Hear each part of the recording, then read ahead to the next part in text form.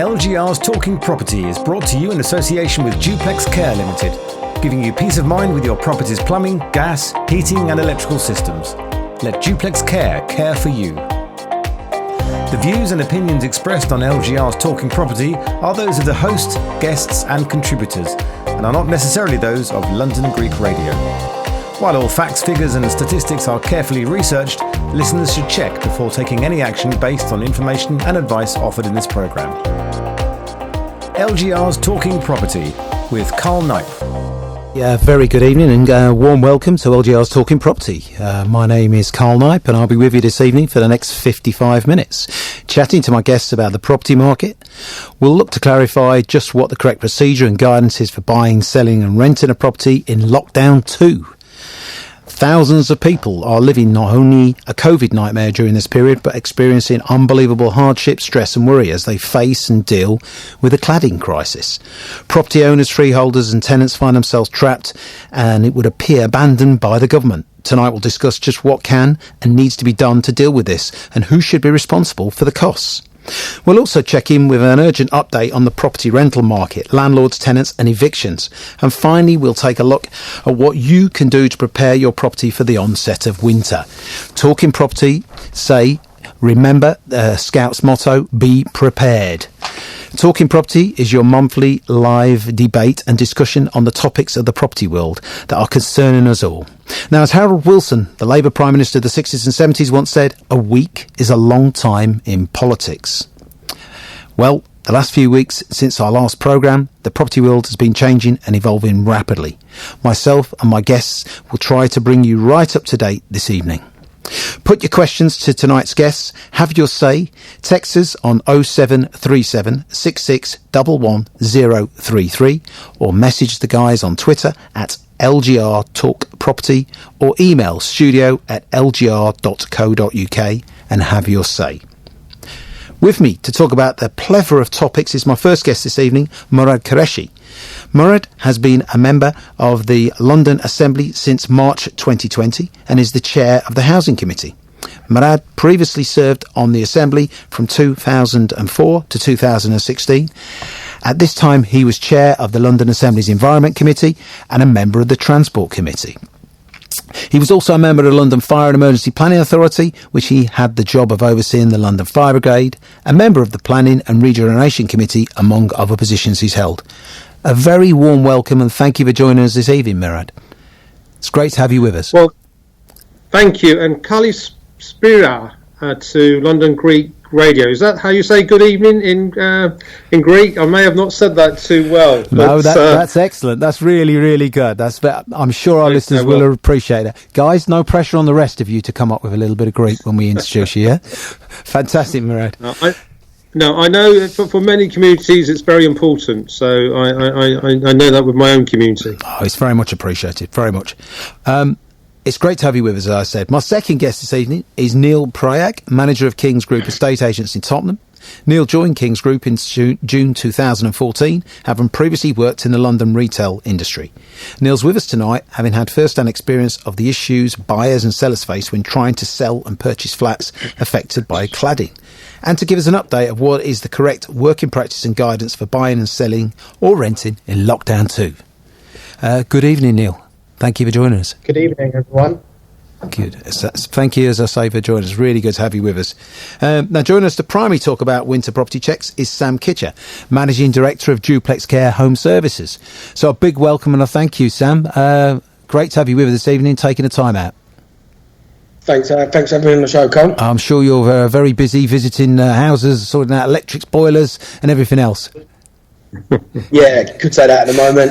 It's tough at the moment, especially with winter right around the corner. You know what they say, Sam? It's tough at the top. Well, trust me, it's even harder at the bottom.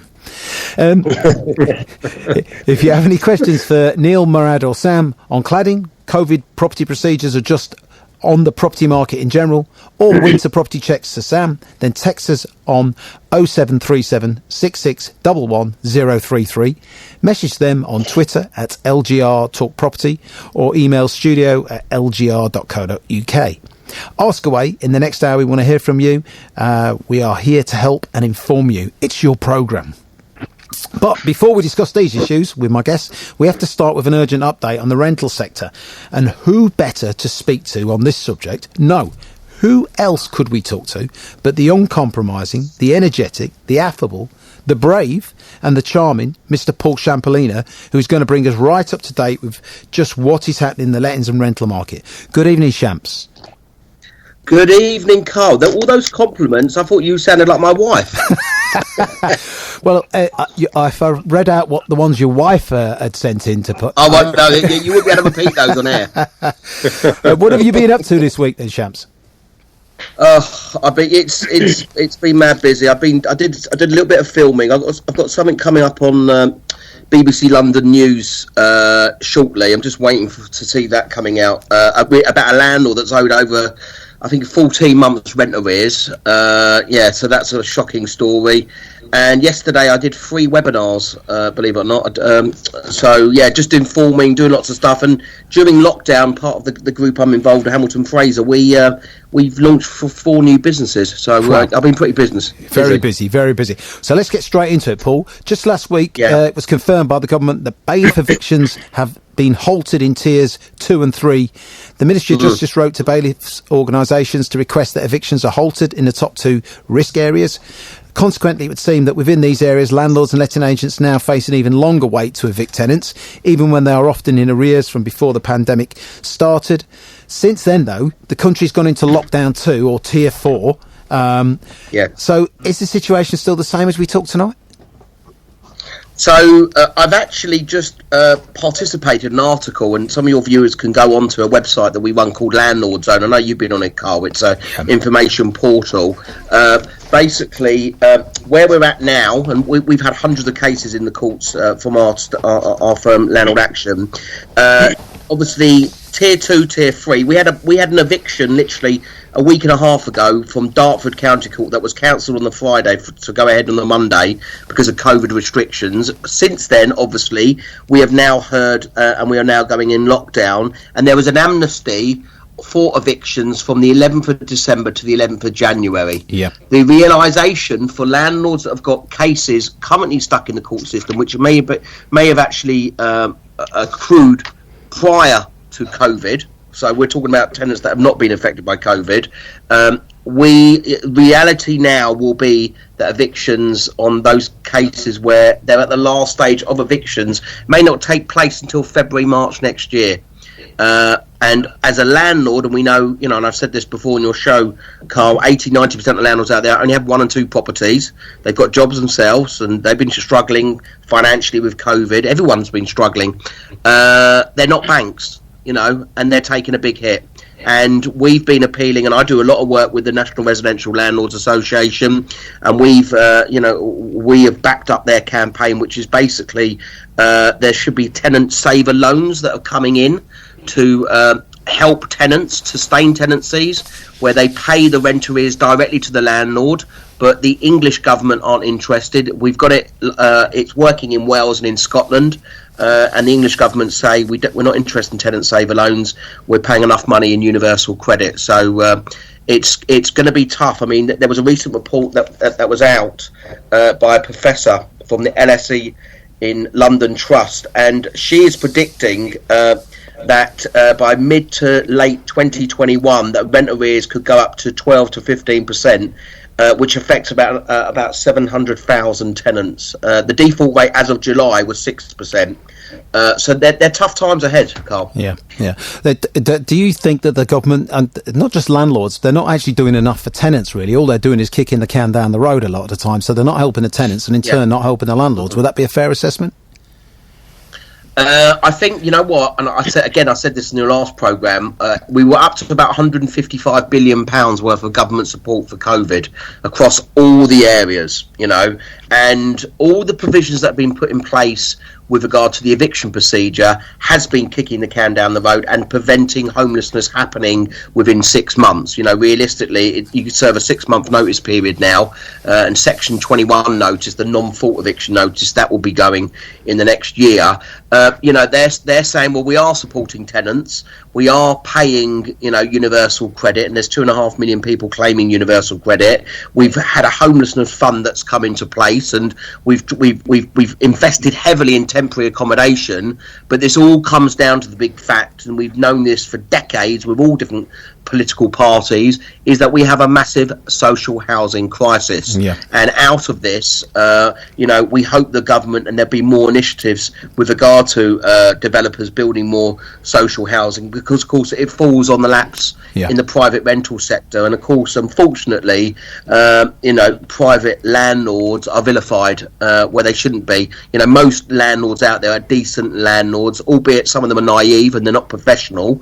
But I do see a lot of private landlords now switching to the social housing sector and going direct to councils, which I think is a good idea, and doing 3 and 5 year deals, because of course, let's face it, the Q1, Q2 next year is going to be a true indicator as where we are with regard to unemployment.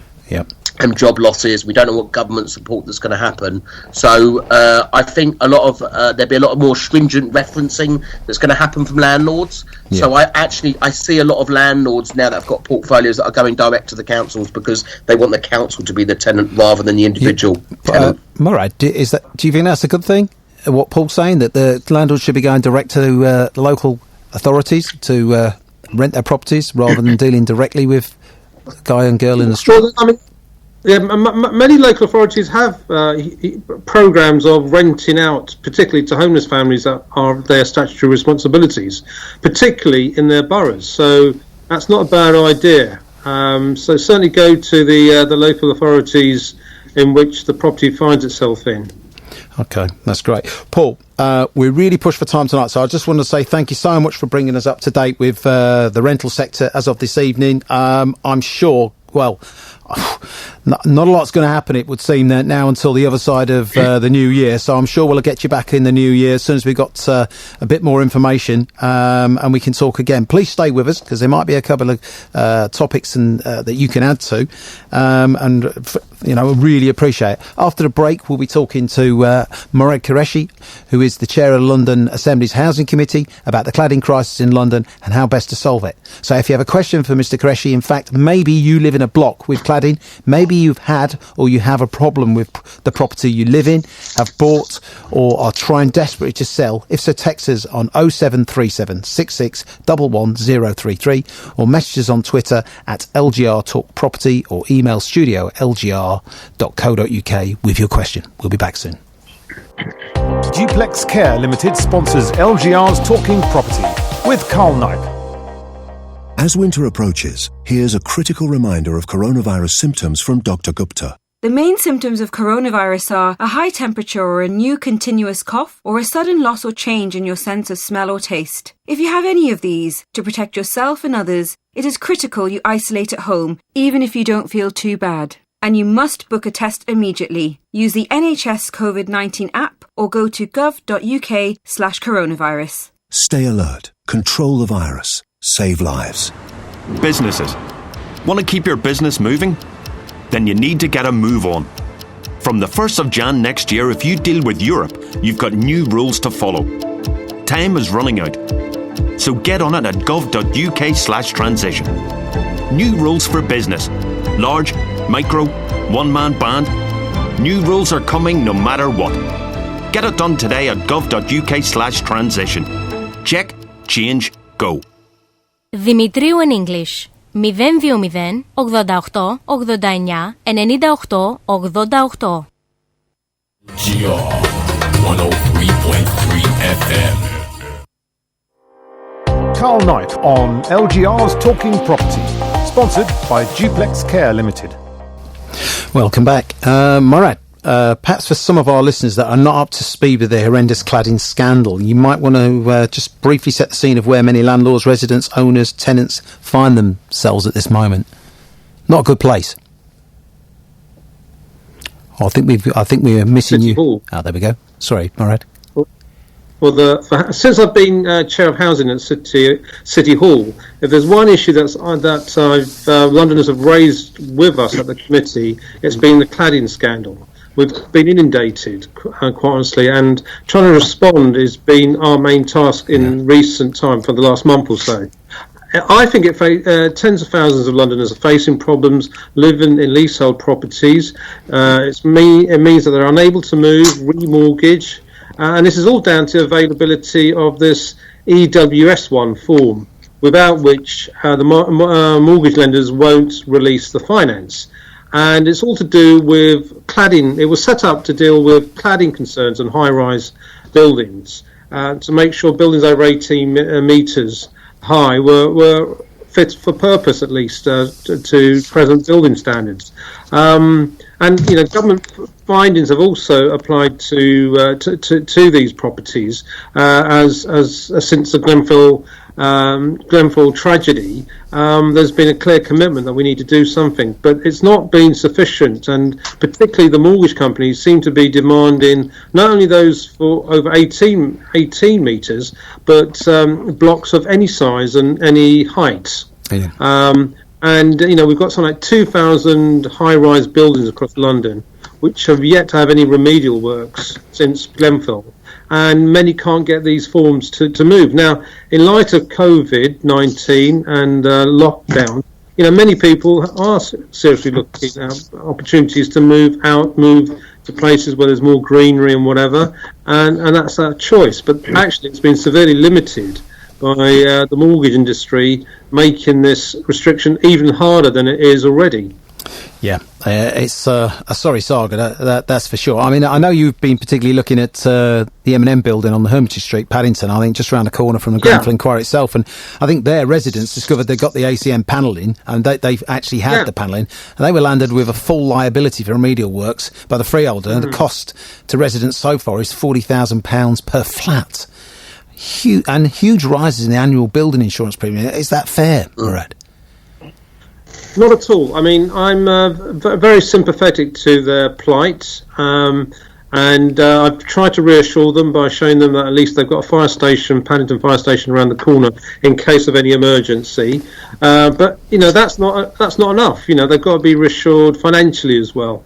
And if nothing else, it hits your business, your building insurance premiums. I think their bill has gone from about 130k to about 700,000 over all the flats, and that's an annual cost. Yeah. So it's not just the mortgage companies. I think the insurance industry is also making the most of these circumstances. They are actually they've got government funding to do the remedial works, but they've been in this hole for 3.5 years now. And as long as the Grenfell fires happen, they've been in these circumstances where they've known they've got ACM cladding. And I think it's pertinent that the freeholder should act in their best interest, and clearly there's a difference between freeholders and leaseholders in these blocks. And it's not just the private sector, it's also in the public sector. I think many HAs, housing associations that have sold properties on shared ownership, don't seem to be looking out for the leaseholders at all in these instances. There are examples, for example, where remedial works are going to happen, and it's not linked to the share that people have. So if you've got, let's say, a 50% share in a shared ownership, for some reason these HAs are expecting you to contribute 100% to the remedial works. It's not in line with your share. So it's both in the social housing sector as well as private leaseholds, and I think we do need action. And it's something I have actually conversed with the Mayor of London about. I think we need a housing task force on this front to focus on this in the particular London context, and also try and increase the supply of the people who certify properties.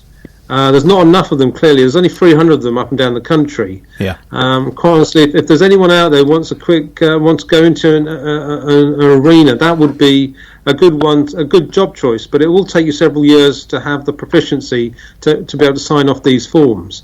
And I'm very sorry. It's going to cause a lot of stress and strains for a lot of households in London, and we've yet to really get on top of this.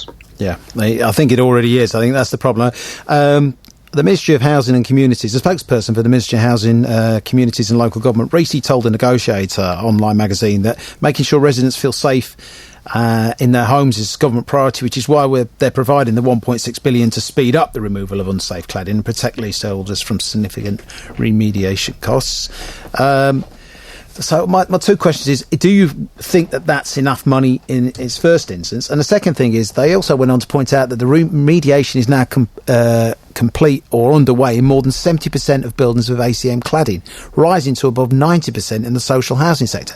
Do you think those figures make sense? Do they add up? They seem to be very high from what I can see. Yeah. No. Come to the amount of money. Yes, 1.5 billion has been made available, but the scale of the problem, certainly in London, and for example, the M&M buildings in Paddington have taken up 7.5 million. Now you've got 2,000 buildings, similar high-rise buildings across London. If you gave similar amounts of money, you'll soon be running out of that 1.5 billion. That's for sure. And that's just in London, let alone the whole country, which is what that figure is meant to be covering. And then for the latter figures that you mentioned, I'm not familiar with those.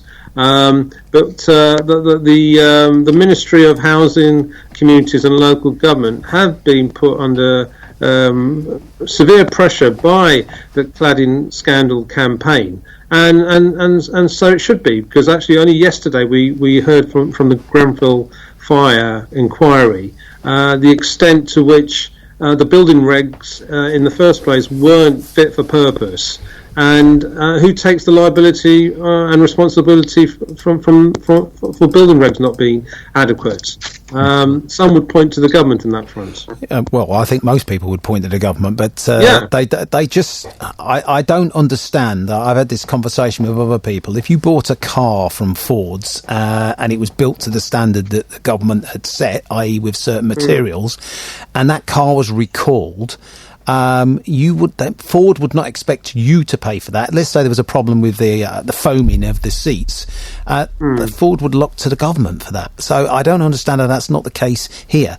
Neil, let me bring in Neil. Neil, are you finding many leaseholder property owners unable to sell, remortgage, or have moved because of cladding issues? Yes, we, in the area I'm in, Tottenham, we've had several property owners who are struggling to sell their property. Some of these owners, for example, we had an owner back in July who came on the market, and they were unaware that they would require an EWS1 form to sell the property. And bearing in mind that their property is actually brick built with no ACM cladding, all they have is a decorative timber on the front, so very minimal low risk of any fire risk. And this particular client who was selling, the lender valued the property as nil, so the lender required an EWS1 form in order for them to proceed. Luckily the seller managed to get in contact, and this is one of the biggest housing associations in the UK, and due to the amount of properties that they have that have failed, the fire risk assessment that need to have remedial works carried out, their block was said to have been low risk, and their association told them it could take a year in order for these works to have been carried out. So they feel trapped. So the only other solution that they had to go down was to instruct their own fire engineer, and as you well said, there is a lack of fire engineers out there with the relevant qualifications. So with that in mind, these fire engineers are costing a few £1,000s to carry this out, because they're having to do the report on the whole block, not just on their property. Yes. Aren't they? So how much does that cost? Any ideas? So for a block of 4 stories, they had to pay in the region of about £2,000, including VAT. And to some people that's fine, but to others that's a lot of money to pay for the whole block in order to facilitate their sale. And were they able to get any of that money back from the other leaseholders, or they've just had to pay it themselves? No, there's no guarantee. There's no guarantee that they can get that money back. They've had to lump up the money up front, and then after their sales going through, if other sellers are selling their property, they have to obviously get in contact with them to split the cost. But one thing that a lot of people are forgetting, or this has not been mentioned, that I found out, is that this certificate is only valid for 5 years.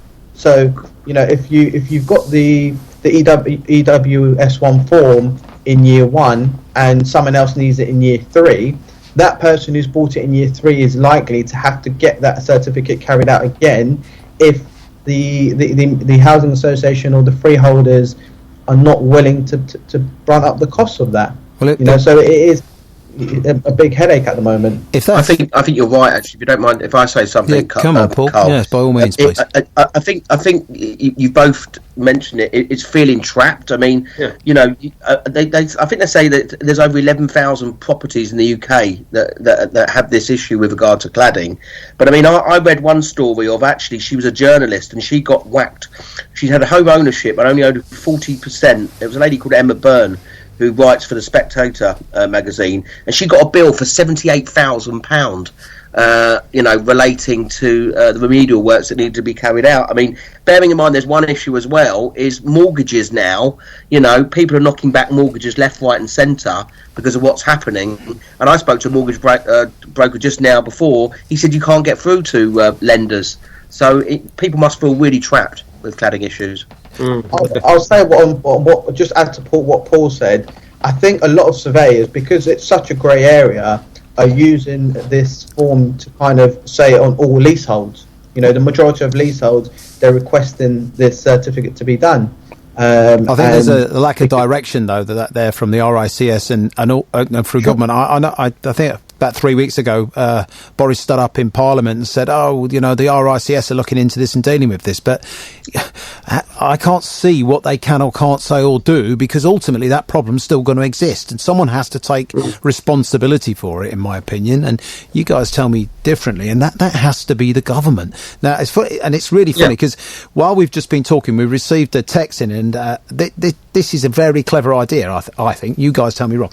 Couldn't the government pay for these works, the text says, and maybe put a service charge onto the flats properties concerned, payable over 100 years, so like a long-term loan, i.e. service cladding additional charge of £300 per annum?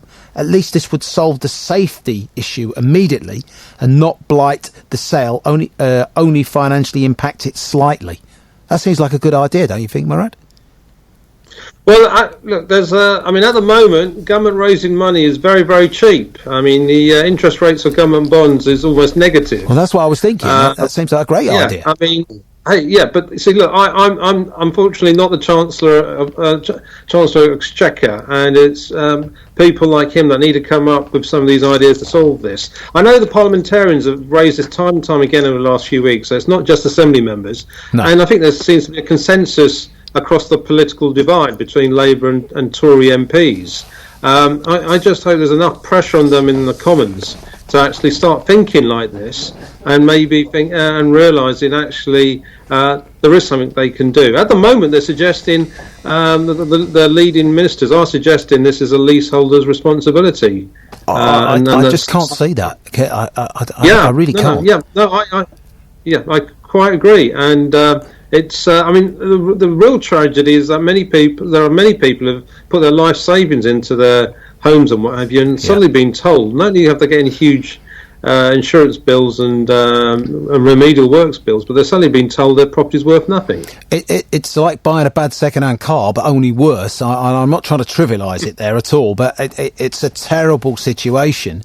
And then when you add, and I said this at the top of the show, when you add COVID to this as well, and the problems and the mental health issues that this is causing, and the stress and everything concerned, I just think this is terrible. I really think that's what I don't really understand as well. I don't really understand how the government they could have a real win here by taking this on board and dealing with it. Exactly what you just said. Money's cheap, particularly if you take it over a long term. Deal with it. Make everybody safe. Priority for safety. Secondly, then that will release people to move, and at the moment the government obviously is still keeping the housing market open. It's plainly obvious that part of that is the fact that they want to keep the economy flowing and moving, and this could be solved very easily and very quickly with just someone to take control and hold the ball, as opposed to tossing it around like a hot potato. I was going to just say one other question on this subject before we go for a break, Murad. And it seems there's a lot of talk and very little decisive action, as I'm saying now. But even Phil Spencer from Channel 4's property show Location, who is actually slightly more famous than Paul Champlina. Not more famous. He's better looking. It's got involved in this subject. And as we've seen in the case of Marcus Rashford recently and Free School Mills, do you think having celebrities passionately get behind these, I was going to say good causes, but it's not a good cause. It's a major issue and scandal. Does that help, do you think, or should they leave it to you guys, the politicians? No, look, I'm happy to see United players like Marcus Rashford from my team taking causes like this, because let's face it, they've got more impact than I will ever. Sorry to cut across you there, Murray, but of course you'd be a Manchester United supporter because you live in London. Of course, I mean, listen, I was born up there, so listen, I've had to take a lot of stuff over the years, and particularly from Spurs fans in recent times. But I'm grateful that we've moved on from that. But no, seriously, look, I think celebs can have a role, and you've got to look at Marcus Rashford. I mean, he's got millions of people following him, so he can lead opinion. And I think he'd done it well, and he used his own experience of the matter. You know, being hungry as a kid growing up, he didn't want to see other kids having that same experience. So good on him, and I think it's generated more attention than the Prime Minister of the day, Boris Johnson, ever wanted. And he probably thought he could fob him off with an MBE, but he came back and has kept on going, and I think we're not going to lose sight of that. No. So yes, maybe a celebrity or two who've got the right instinct for this issue would be useful. I wouldn't want any old one. I want someone that's knows about this and knows how to take the issue forward. So, Paul Champlina, there's a vacancy open for you. But I mean, on that situation, I think the subject is definitely not going to go away. We'll need to talk about this again. I'd love to have you back, Murad, another programme further down the line. Yeah, I'll happily come back. I'm going to have to leave you. My immediate demand is I need a haircut before we all close down tomorrow. And I'm probably going to my... I thought you were going to say you're going to go and check your cladding. Well, you go and do that. Thank you very much for being with us. No problem. For sure, this cladding scandal needs to be put right. It's not going away. When we come back, we'll carry on talking to Neil Pryor of King's Estate Agents about just what is the correct procedure and guidance for buying, selling or renting a property in lockdown 2. Thank you. Thank you very much. Duplex Care Limited sponsors LGRs Talking Property with Carl Knipe. When the unexpected happens in your property, it's good to know Duplex Care is here to help 365 days a year. Whether you're looking for landlord support or peace of mind for your own home, our extensive plumbing, heating, gas and electrical services are on standby, ready to help. Duplex Care has become recognised as one of the best, most reliable and competitively priced companies in the industry. Our success comes from the quality of our team, our dedicated online staff, our engineers in the field and from over 15 years experience. We offer packages with 4 levels of cover, and our landlord plan is specifically tailored to the property rental market. Visit duplexcare.co.uk or call 01992 621 383. Let Duplex care for you. On FM, on digital radio, on your mobile and online. This is London Greek Radio, the heartbeat of the Greek community. Carl Knight on LGRs Talking Property, sponsored by Duplex Care Limited. Great, thank you. It's great to be back. I think that was a really, really interesting discussion about just what is going on in the cladding world. But Boris Johnson's decision to hold a press conference at 6:30 on Saturday to announce that England was being placed under a national lockdown left many people in the process of moving home in limbo.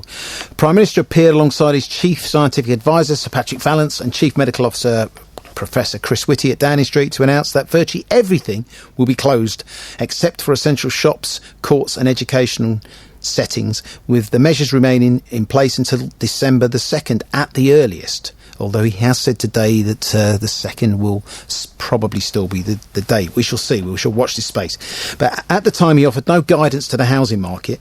The PM's decision to place England to what is effectively a Tier 4 for a month has left those looking to buy, sell, rent, or indeed let out their properties unsure of what to do, while many agents remain unclear over whether they could keep their branches open until the last 48 hours.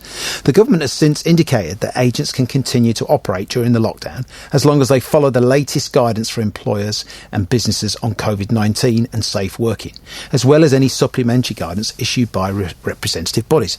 Now, Mark Hayward, Chief Executive of the National Association of Estate Agents, Property Mark, said, "We welcome the news that housing markets remain open throughout this second lockdown period, and it's essential that all agents continue to play their part in reducing the spread of the virus through the following and all relevant guidance." So, Neil, this is a good thing that the property markets remained open when most of the non-essential businesses have been forced to close, isn't it?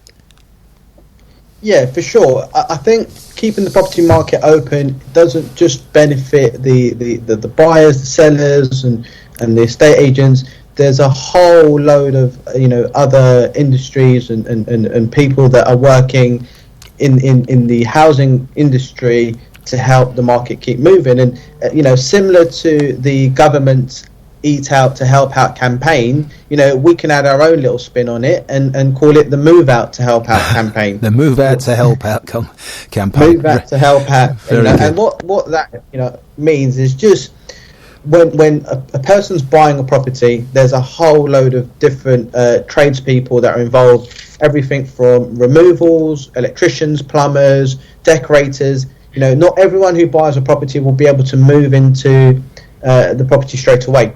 So, with that in mind, it's not just helping the housing industry on the forefront, it's keeping other businesses and other tradespeople still able to carry on their businesses and earn an income from doing so. Sam, let me bring in Sam Kitcher from Duplex Care. So, are you breathing a big sigh of relief that the housing market's still open?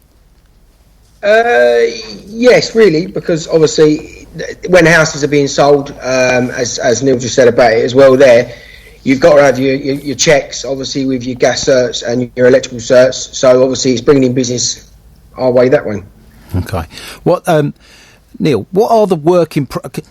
for our listeners, because there seems to be massive confusion when I speak to people. I keep getting asked all the time, what can we do, can't we do?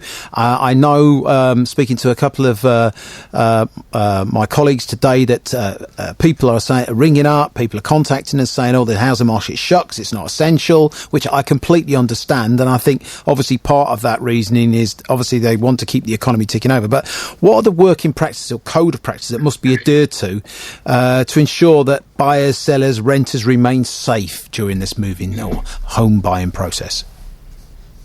Yeah, so the guidance was actually given to us, since the first lockdown, when we came out of the first lockdown, and all it's required is estate agents to carry on following those practices. And I'll go through what those practices are. For example, from the moment someone calls in to arrange a viewing, we will try and minimize the contact with that client. So making sure we are sending brochures via email, not giving out brochures or business cards on the viewings, and sending them all the documentation they need prior to the appointment via email, so they have that to hand.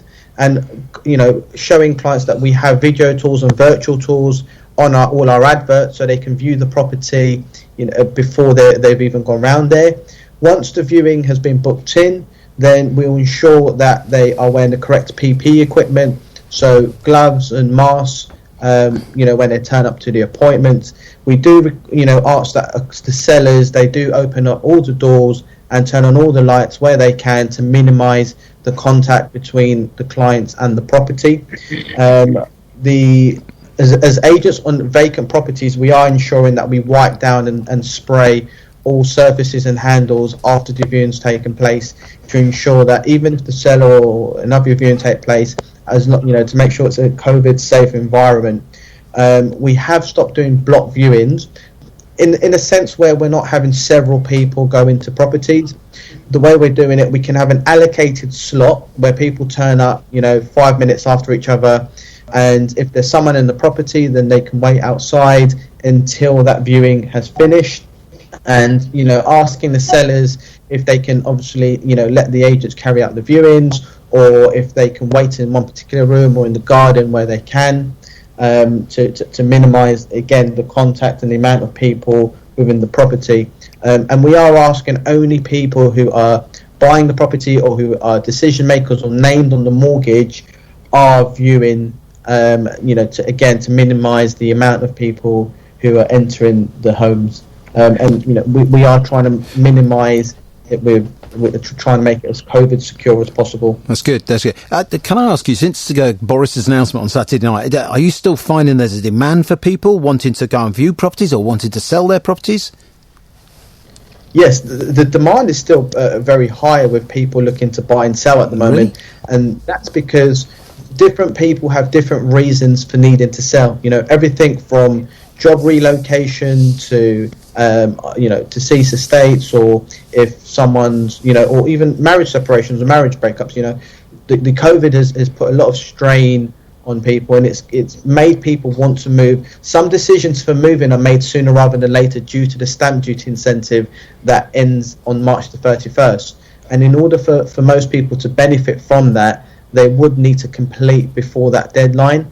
And due to that fact, people still want to make the saving where they can and make the move where they can to keep the economy moving, but also to save money where they can and to move due to their own personal circumstances. I read recently that there's quite a lot of pressure on the government, or certainly the Chancellor, to move this 31st of March deadline to the 30th of June or even 30th of September. So certainly a lot of the housing bodies are saying there's up to £4 billion of money will be lost because there's just not the volume of people being able to work in the industry and get all these sales through. Are you finding that sales are taking a lot longer to progress? Sales are taking a lot longer to progress, but it's only because of how busy the housing market is at this moment in time. Conveyancers have bigger workloads, and the people have to review, and with mortgages and several other aspects of that goes into the house buying process, it is taking a little bit longer for properties to go through, and especially with the March the 31st deadline and COVID.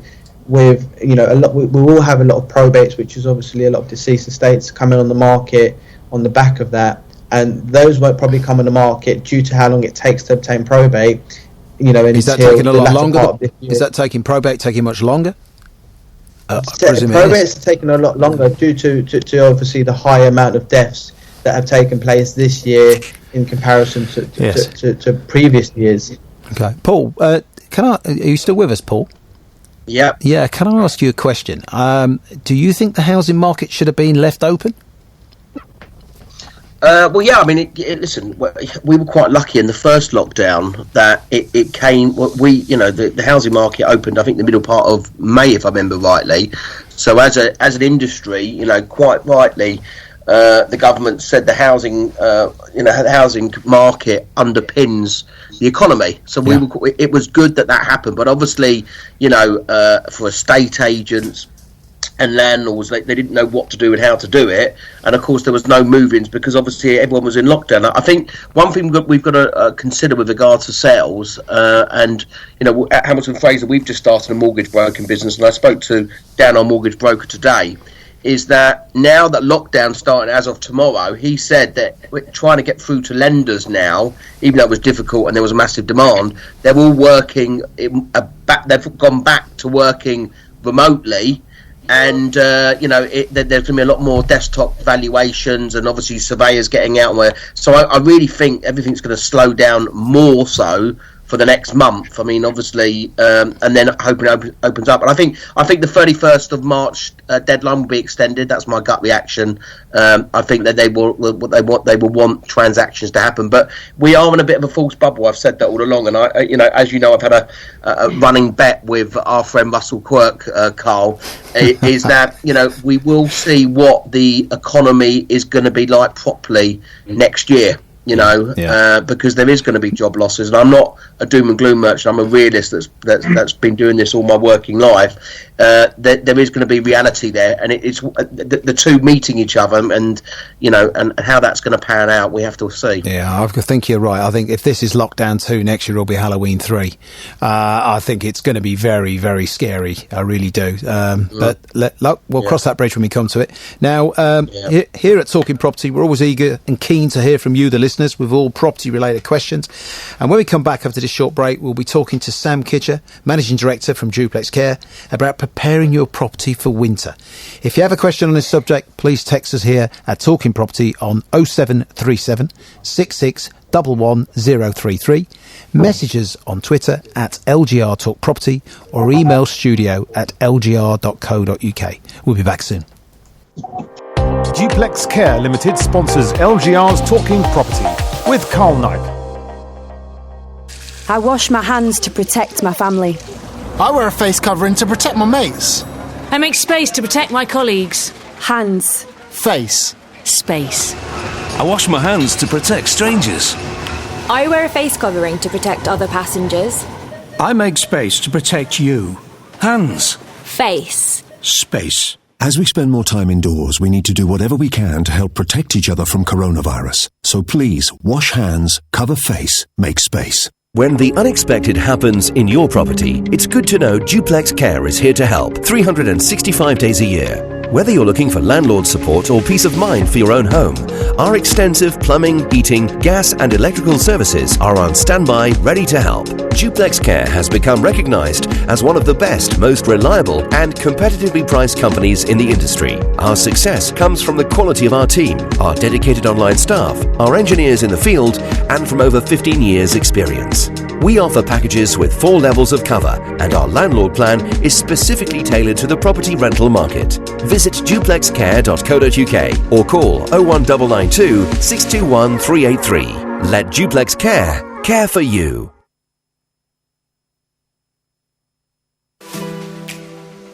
The Village Greek restaurant in Barnet has been working throughout the pandemic providing truly authentic Greek food. We've been providing a takeaway service as well as free local deliveries. You can order easily on the Village Greek app and receive 5% discount when you download it. We're also on Just Eat, Uber Eats and Deliveroo. And of course we are following all the government guidelines on coronavirus. Call us on 0208 449 1341 or visit thevillagegreek.co.uk.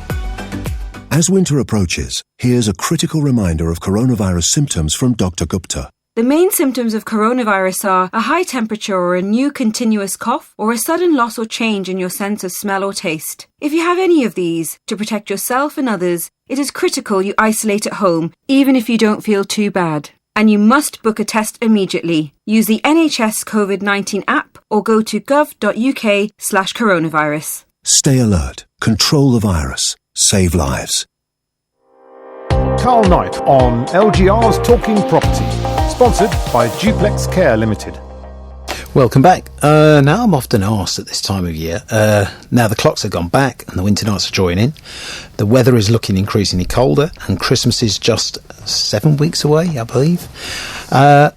What action as a homeowner, Carl, and landlord should I be taking to ensure that my property can make it through the next few months? So Sam, with the temperatures gradually dropping and the dark nights and shorter days becoming a reality, what action could people take or should they take? Really, they should be looking at now starting carrying out their winter checks on the properties, making sure that their properties are, should we say, sound and ready to hit hard winters. We had a long hard winter a few years back, So just really making sure the property can withstand the winter period. Okay. If they don't do this, I mean, do you find that people get these bit of a shock when they turn their heating back on? Yeah, the saying, no preparation is preparation to fail. During these times, couldn't be more truer. You're looking at it really that obviously people leave their heating turned off when it gets to the point. They try to fire the heating up because obviously the cold snap hits. And yeah, we are having the problems. We're having it at the moment. Obviously the cold snap has hit and we're having constant calls at the office. Okay, so what pipe work and sort of plumbing actions should people be taking, or should they be calling an expert like yourself in? What should they be doing? One of the easiest ones, and a lot of the calls we normally get during the winter period, is like burst pipes for outside taps. That's one thing that we always say to a lot of homeowners and landlords. If you've got an isolation valve within your property that you can shut down that water supply to the outside tap, then let's do it. That way you're going to avoid yourself getting a burst or a leak pipe in the gardens. Other options you can do, you can, get out a qualified engineer, drain down the heating systems. If your property is going to be empty for a long period of time, that'll obviously avoid the pipework freezing. And then obviously there could be a leak or a burst pipe while the property is empty, resulting in a large bill for damage. Another one that you can do, homeowners and landlords can do themselves. They don't need an engineer. Is set the heat on a timer, a couple of hours in the morning, a couple of hours in the afternoon, a couple of hours in the evening. That way you can have warm water circling through a heating system all the time. It's another way of preparing yourself and obviously hoping that the pipework doesn't freeze if the property is going to be empty for some period of time. Yeah, people don't like spending money though, do they? So they don't like having their property heated when no one's there. Is that a false economy then? Not really, no. If you can save yourself a hell of a lot of money than if you've done that with a heating system, because if the pipe bursts and it leaks, you could be hit with an unexpected bill. And let's be honest, at these uncertain times, no one wants to be getting large bills for repair works and remedial works. So should people have their heating on very, very low all the time, whether living there or not? Would you recommend that? What's the most cost-effective way, would you say? I would, myself, if my property was going to be empty for a long period of time, I would consider calling out a competent engineer to drain out the heating system, isolate pipe work. That way you're going to guarantee avoid a frozen pipe that's could potentially cause major damage in the property. Okay, what's the sort of cost for something like that, Sam? Sensible costs? Any decent, reliable engineer should be able to get that done within the hour. So, you could be looking at a call-out charge which could range anywhere between £60 to £120. Okay. Is there anything electrical that people should be thinking about at this time of year? And by the way, I've made a note of the drain down the outside tap, so I'll be doing that tomorrow. Thanks for that one. No worries. Is there anything electrical that people should be checking, or should they just sit there and wait and hope the Christmas tree lights don't go out on Christmas Day? Bearing in mind, they're going to be sitting there on their own probably anyway. Yeah, all six of you will have a great party. No, I would say electrically, yes. Again, going back to it, if you've got electric heaters, some people have got storage heaters, some people have got panel heaters. Let's start getting them turned on. Let's start making sure that they're working. Let's make sure that they're heating up the room sufficiently enough. Also checking your electrical components in the properties, checking your timers, your thermostats, your controls. Also, another little one is checking outside lights. Making sure that light bulbs, if there's a bulb gone, replace it. People have got sensors and PARs for their driveways. Make sure if their leaves have fallen down, we've cleaned the sensors, we've cleaned the PARs, so that way, we're picking up the movement on the property. So it's basically, what you're saying is that they should start by doing their own health check, and if everything's okay, that's great. If it's not, then obviously they should, know all the bits and bobs that are wrong, and then call out an expert to try and check those out and fix them. Yeah. Yeah, correct. I would always say, most people can carry out a light bulb change. You can clear leaves off of a sensor. You don't need a qualified engineer to be doing that. But, do remember the points of if you are going to start getting involved in, obviously, should we say, changing panel heaters and changing storage heaters, I would call out a competent electrician, because you're going to be doing connections that really need to be carried out by qualified engineers. Okay. Should not all, just moving to landlords or whatever, should not all landlords ensure that their properties have had the new EICR regulation tests or electrical inspection condition reports certified by now anyway? Yes, I would say that most landlords should be jumping on that case immediately. You've got this. If you looked at 100 properties, I would say that more likely 99% of them properties are going to have an unsatisfactory certificate issued, because there's so many new points and new regulations have come in on the electrical world. Also, having it done early, if you did have an unsatisfactory reading, would give the landlord a long period of time, because I think, if I'm right, we've got all the way out to April the 1st, 2021. That's correct. New lets. Yeah, I believe so. Yeah, and that way, if you did have an unsatisfactory, you've got plenty of time to get quotes on the remedial works, and, not being funny, gather the money up to pay for the remedial works. Yeah. Yeah, I understand it. Roofs, is it a case of sit and wait? And if there's an issue, then organise it to be fixed? And if so, what's the downside of this course of action? Any decent homeowner, you can go out into your garden or onto your front driveway, look up at the roof, see if you've got slip tiles, cracked tiles, lead missing, bent away, broken. If you have, call out a competent roofer. Don't sit there and wait, and then next thing you know, you're having a downpour, and you've got an indoor water feature. I think, again, we're in a COVID time, because so some people are really worried about calling anybody out. They don't want anybody around their house. If there is that can be dangerous, can't it? What regarding, obviously, gaining access? Well, let's say they smell gas, anything like that. It's just things that people are very, very... They're worried about those sort of things in normal times and times now, but they're also worried, obviously, about the COVID and coronavirus. So what if one of your colleagues was attending a call-out? What's your... what's the word? Correct way of attending? What's your PPE? What's your itinerary for that? Like what Neil was saying earlier on, we're doing it from all the way from our office. Our office team are making the calls to the customers. We're asking the questions. Have you been in contact? Any symptoms? Again, and obviously when our engineers are arriving at the properties, we're asking the same questions. All of our engineers have been supplied with the correct masks. They've had gloves. We're following all the government guidelines. All of our engineers have also carried out an online COVID-19 certificate, and every one of them had to pass. We are doing what we can as a company to follow the government guidelines. Go on, Paul. Carl, I was going to ask Sam a question, if you don't mind. Of course, please. Carl, what a big problem that we see in the landlord world, I think Neil most probably will confirm it, is tenants giving access. And obviously when you're going over to do inspections, and it is a real big problem for landlords because they try and be compliant, but obviously you can't just let yourself into the property. What advice have you got for landlords? Because it is a real bane. What, of gaining access to the properties? Yeah, with tenants. We have had it, just Monday just passed. We had 4 phone calls into the office, obviously because of the announcement on Saturday. All 4 people cancelled appointments that we had booked.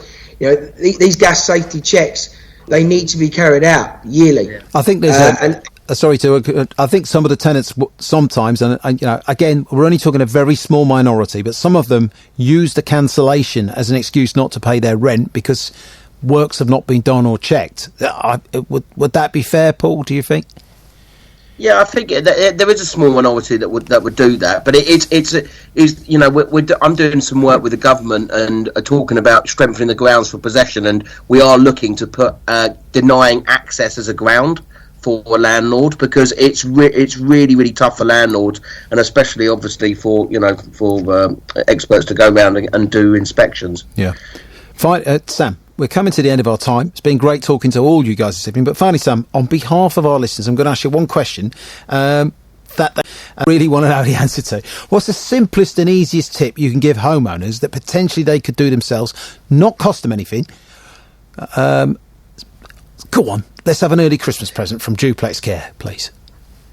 The easiest option I could do, you touched on it earlier on, is take out a ladder, pitch it up, clear out your gutters. The leaves are falling out at that time of the year. Clean them out of debris, moss, anything you do, and then that way you're going to stop yourself having the gutters backing up, potentially causing a leak inside. Also, some boilers are connected to condensed pipes to these, and you can cause a backup into the boiler. And next thing you know, you've got a leak in the house, and no heat, not water, the boiler shut down to protect yourself. That's a great early present. Thank you on behalf of the listeners. That's very kind of you. Thank you, gentlemen. And now, here at Talking Property, we love hearing from you, the listeners, on the subjects we discuss and debate. Thank you for being with us tonight. If there's a subject you'd like us to discuss in future programmes, then text us with your thoughts on 0737 66 11033. Tweet us at LGR Talk Property or email studio@lgr.co.uk. Remember, it's your show. Well, we've reached the end of the road for another edition of Talking Property. Let me firstly thank my kind and generous guests on behalf of LGR and our listeners this evening for their knowledge and time. Paul Champolina, Neil Bragg, Murad Qureshi and Sam Kitcher. Thank you so much, gentlemen. It's been brilliant spending 55 minutes with you. We'll return on Wednesday, the 2nd of December at 7 p.m. with our pre-Christmas. I was nearly said lips there. Pre-Christmas edition. Looks like Christmas might be a little different for all of us this year. Tune in, and I suspect none of us will be stepping out that night. Anyway, in the meantime, carry on with your Christmas shopping. Sadly, online this year, put the lights and decorations up. Stay safe. Take care, observe social distancing, stay at home, and most importantly, keep listening to your favourite radio station, LGR, each and every day. Stay strong and positive in these challenging times. LGR is with you in this. Thanks for being with me, Carl Knight, and our fabulous guest this evening. Enjoy the rest of the night, and as Sam said, remember, failing to plan is planning to fail. Till the next time we're together, be good.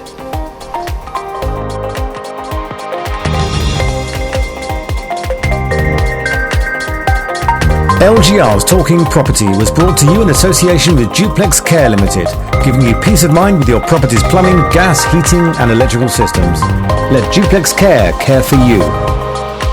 The views and opinions expressed on LGR's Talking Property are those of the host, guests and contributors, and are not necessarily those of London Greek Radio.